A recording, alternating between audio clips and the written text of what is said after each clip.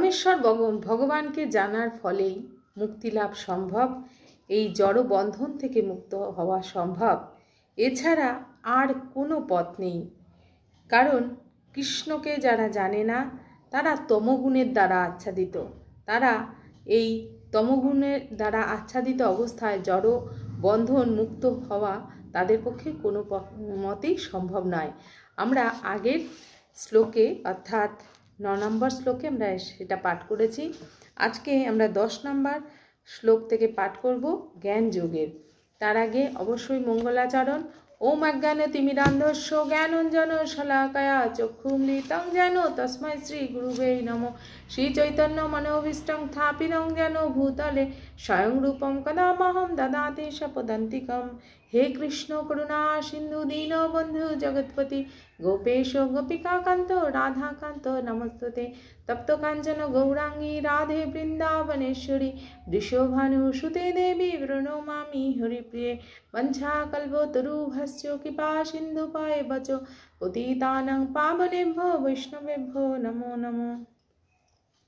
जय श्री कृष्ण चैतन्य जय श्री कृष्ण चैतन्य प्रभु नित्यानंद श्री अद्वैत गदाधर श्रीवासादि गौरभक्तवृंद। हरे कृष्ण कृष्ण कृष्ण हरे हरे हरे राम राम राम हरे हरे।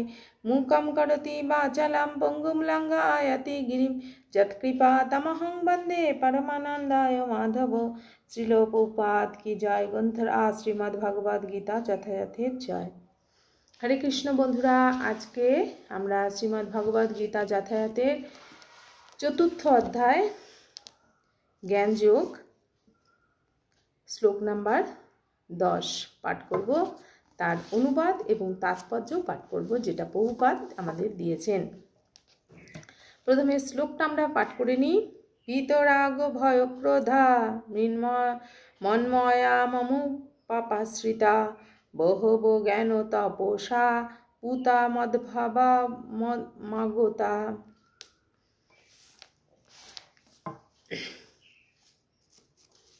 অনুবাদ: আসক্তি ভয় ক্রোধ থেকে মুক্ত হয়ে সম্পূর্ণ রূপে আমাতে মগ্ন হয়ে একান্তভাবে আমার আশ্রিত হয়ে পূর্বে বহু বহু ব্যক্তি আমার জ্ঞান লাভ করে পবিত্র হয়েছে এবং সেইভাবে সকলেই আমার চিন্ময় প্রীতি লাভ করেছে। ভগবান বলছেন। তাৎপর্য প্রভুপাদ কি দিয়েছেন সেটা আমরা পড়ে নিই।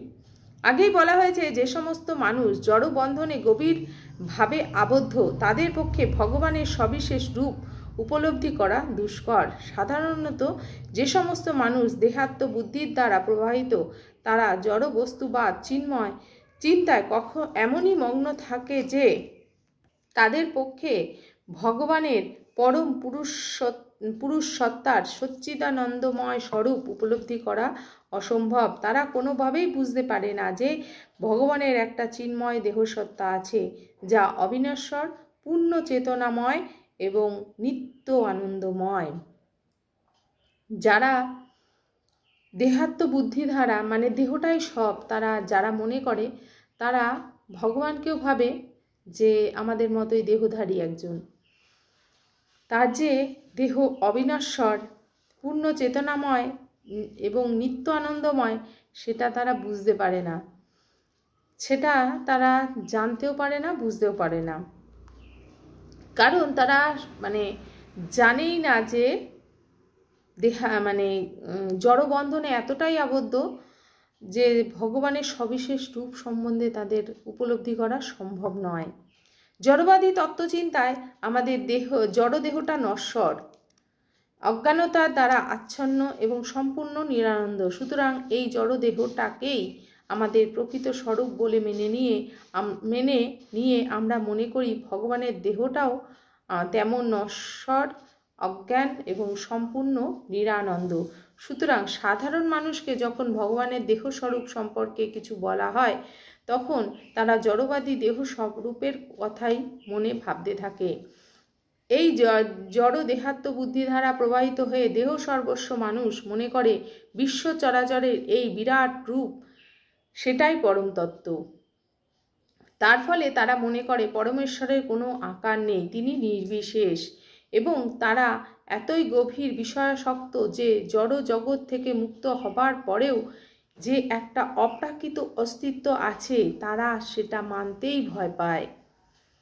পক্ষান্তরে এই অস্তিত্বের কথা তাদের মনে ভয়ের সঞ্চার করে।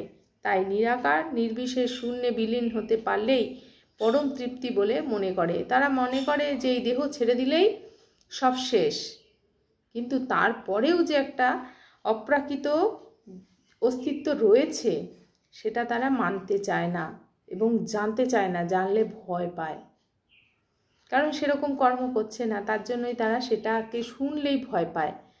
তারা ভাবে এই দেহটা যতক্ষণ আছে ততক্ষণই, তারপরে সব শেষ। সাধারণত তারা জীবাত্মাকে সমুদ্রের বুদবুদের সঙ্গে তুলনা করে, যা সমুদ্র থেকে উত্থিত হয়ে আবার সমুদ্রেই বিলীন হয়ে যায়। তারা ভাবে এই জড়জগতে আমার জন্ম হয়েছে, এই জড়জগতেই শেষ হয়ে যাব, আর কোনো কিছু হবে না। তাদের মতে এটাই হচ্ছে পৃথক সত্তারহিত মুক্ত অস্তিত্বের পরম সিদ্ধি, কিন্তু প্রকৃতপক্ষে এ হচ্ছে যথার্থ আত্মজ্ঞান শূন্য জীবনের এক ভয়ঙ্কর অবস্থা। এছাড়া আরেক দল লোক আছে যারা অপ্রাকৃত অস্তিত্বের কথা একেবারে বুঝতেই পারে না। মানুষের কল্পনাপ্রসূত নানা রকম দার্শনিক মতবাদ এবং তাদের মতভেদ তারা এতই বিরক্ত ও ক্ষুব্ধ হয়ে পড়ে যে শেষকালে তারা মূর্খের মতো সিদ্ধান্ত নেয় ভগবান নেই এবং একসময় সব কিছু শূন্যে পর্যবসিত হবে, ভগবান বলে কিছু নেই, এখান থেকে উৎপত্তি হচ্ছে এখানেই মিলে যাবে, কোনো কিছুই ভগবান বলে কিছু নেই, তারা ভাবে। আরেক ধরনের মানুষ, এই ধরনের লোকেরা বিকারগ্রস্ত রুগ্ন জীবনযাপন করে। আরেক ধরনের লোক আছে যারা জড় বিষয়ে এত আসক্ত যে পরমার্থিক তত্ত্ব নিয়ে তারা একেবারেই মাথা ঘামায় না। এই জড় জগৎটাকে তারা এতটাই ভালোবাসে যে পরমার্থিক জগৎ, ভগবানের জগৎ, ভগবানকে জানার তাদের সময় নেই, তারা মাথায় ঘামাতে চায় না, তাদের সামনে গিয়ে বলবে তা সত্ত্বেও তারা শুনবে না, বুঝতে চাইবে না, এরকম লোক আছে। এটা দেখা যায় যে জড়জগতে এতটা মোহগ্রস্ত হয়ে রয়েছে, আমার বাড়ি, আমার ঘর, আমার বউ, আমার বাচ্চা, আমার স্বামী, আমার পুত্র, এসব নিয়ে যে তাদের কাছে এসবের টাইম নেই, তারা শুনতেই চায় না। তাদের মধ্যে কেউ কেউ সব কিছুকেই অবিশ্বাস করে, আবার কেউ মন গড়া দার্শনিক তত্ত্বের কোনো কুল কিনারা না পেয়ে নিরাশ হয়ে গাঁজা, চরস, ভাং ইত্যাদি মাদক দ্রব্যের আশ্রয় গ্রহণ করে এবং তাদের নেশাগ্রস্ত বিকৃত মনের অলীক কল্পনাকে দিব্য দর্শন বলে প্রচার করে ধর্মভীরু কিছু মানুষকে প্রতারিত করে। মানুষের কর্তব্য হচ্ছে জড়জগতের তিনটি বন্ধন: পারমার্থিক কর্তব্যে অবহেলা, ভগবানের অপ্রাকৃত স্বরূপকে আমাদের জড় রূপের মতো বলে মনে করে ভীত হওয়া, এবং জড় জীবনের নৈরাশ্যের ফলে সব কিছুকে শূন্য বলে মনে করা। এতক্ষণ যেটা বললাম সেটারই বলছে যে এইটা হচ্ছে জড়জগতের তিনটে বন্ধন। জড়জীবনের এই তিনটি বিভ্রান্তি থেকে মুক্ত হবার একমাত্র উপায় হচ্ছে সদ্গুরুর চরণাশ্রয়। আবার বলছেন যে সদ্গুরু, ভগবত ভক্ত অর্থাৎ সদ্গুরুর চরণাশ্রয় গ্রহণ করে ভগবানের সেবা করা, অর্থাৎ বিধি অনুসারে ভক্তিযোগের অনুসারে বিধিবদ্ধ নিয়ম অনুসারে ভগবানের সেবা করা, এটা কিন্তু খুব গুরুত্বপূর্ণ। আমরা অনেকেই ভগবানের সেবা করছি, কিন্তু সদ্গুরুর আশ্রয় নিয়ে বিধিবদ্ধ নিয়ম অনুসারে ভগবানের সেবা কেউ করছি না, অনেকেই করছি না, আবার অনেকে করছি। যারা সদ্গুরুর সন্ধান পেয়েছেন তারা অবশ্যই করছেন। ভক্তির সর্বোচ্চ স্তরকে বলা হয় ভাব, অর্থাৎ ভগবানের প্রতি অপ্রাকৃত প্রেমের অনুভূতি। প্রথমে অবশ্যই আত্মা উপলব্ধি লাভের প্রতি পরমার্থিক আগ্রহ, শ্রদ্ধা, ঐকান্তিক ইচ্ছা জাগাতে হবে। এখান থেকেই পারমার্থিক স্তরের উন্নীত সাধু ব্যক্তিদের সঙ্গ লাভের বাসনা জন্মাবে।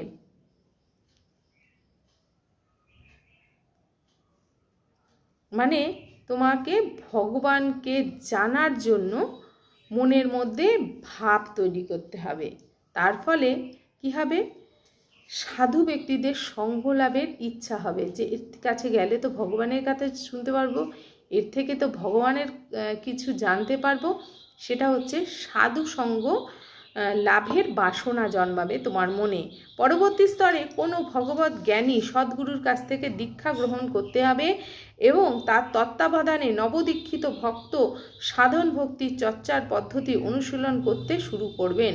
সদ্গুরুর অধীনে এইভাবে ভক্তি সেবা চর্চা করার ফলে মানুষ জড়বন্ধনের আসক্তি থেকে মুক্তি লাভ করে, আত্মোপলব্ধির পথে অবাধ গতি লাভ করে এবং পরম পুরুষোত্তম ভগবান শ্রীকৃষ্ণের কথায় রুচি অর্জন করে। ভগবান শ্রীকৃষ্ণর কথায় রুচি কখন মানুষ অর্জন করে? সদ্গুরুর অধীনে ভক্তি সেবা চর্চা করলে মানুষের জড়বন্ধনের থেকে আসক্তি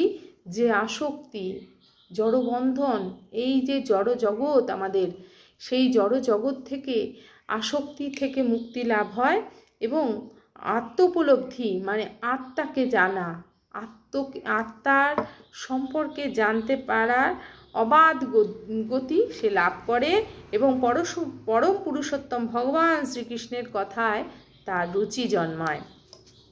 এই রুচি অর্জনের ফলে মানুষ কৃষ্ণ ভাবনার প্রতি আরও আসক্তি লাভ করে, যা থেকে ভগবানের প্রতি পারমার্থিক প্রেম ভক্তি প্রথম ভাব পর্যায়ে উন্নীত হওয়া যায়। ভগবানের প্রতি প্রকৃত ভালোবাসার নাম প্রেম। ভগবানের প্রতি প্রকৃত ভালোবাসা, নিঃস্বার্থভাবে ভালোবাসার নাম হচ্ছে প্রেম। এই প্রেম হলো জীবনের চরম সার্থকতার পর্যায়।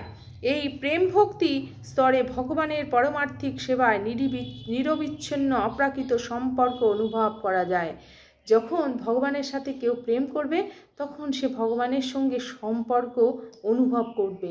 যেমন আমরা যাকে ভালোবাসি তার সঙ্গে একটা সম্পর্ক তৈরি হয়ে যায়, তেমনি ভগবানকে যখন খুব পরিমাণে প্রচণ্ড পরিমাণে ভালোবাসবো তখন তার সঙ্গে আমরা মনের একটা টান অনুভব করব, তখন আমাদের ভগবানের প্রতি প্রেম জন্ম নেবে।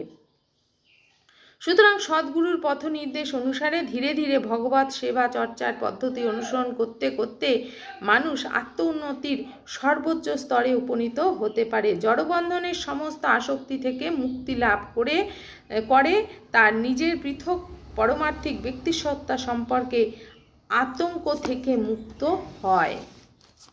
এই শূন্যবাদী জীবন দর্শন চিন্তার ফলে সৃষ্ট হতাশাবোধ থেকে নিষ্কৃতি পায়।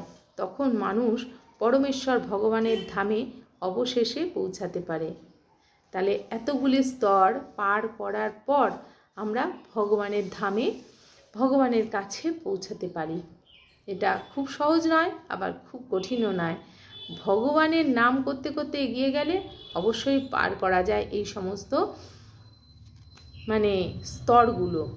আর ভগবানকে ভালোবেসে, ভগবানের প্রতি প্রেম, ভগবানকে জানার ইচ্ছা, ভগবানকে ভালোবাসার ইচ্ছা যার মনে থাকবে সে এটাকে অনায়াসে পার করে এগিয়ে যেতে পারবে।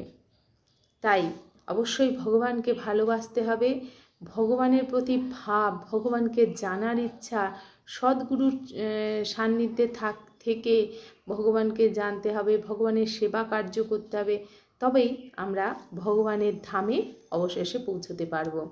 আজকে ছিল এই শ্লোকের তাৎপর্য, 10 নম্বর শ্লোকের তাৎপর্যটা আমরা প্রভুপাদ যেটা আমাদের দিয়েছে সেটা পাঠ করলাম। অবশ্যই জানাবে তোমাদের কেমন লাগছে গীতা পাঠ। আর যদি প্রশ্ন থাকে অবশ্যই করবে, আমি উত্তর দেওয়ার চেষ্টা করব। আজকে এই পর্যন্ত রাখলাম, পরবর্তী শ্লোক 11 আমরা পরের দিন আলোচনা করব। হরে কৃষ্ণ, শিল প্রভুপাদ কি জয়, গ্রন্থরাজ শ্রীমদ্ ভগবদ গীতা যথাযথের জয়। হরি বল।